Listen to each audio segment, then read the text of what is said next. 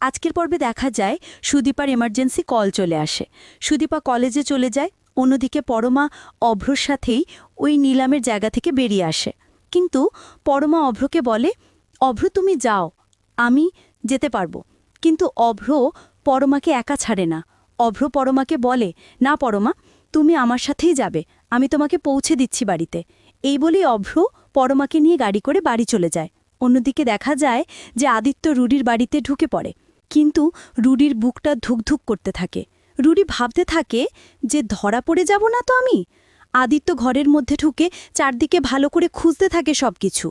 হঠাৎ আদিত্য দেখতে পায় একটা কোণায় জড়সড় হয়ে বসে আছে একজন বৃদ্ধ মহিলা।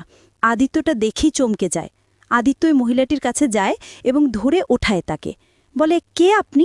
আর আপনি এখানে কেন? কে আপনি?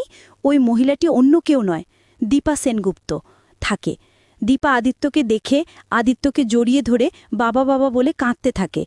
খুব ভয় পেয়ে থাকে দীপা এবং রুডির দিকে আঙুল উঁচু করে বলে, ওই শয়তান আমাকে বন্দি করে রেখেছে। শুনেই চমকে যায় আদিত্য।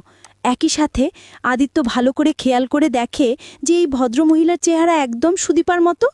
তো বন্ধুরা, তোমরা এটাই চাও তো এভাবে যেন রুডির ওই বন্ধ ঘর থেকে দীপাকে উদ্ধার করতে পারে আদিত্য? কমেন্ট করে জানাতে ভুলো না।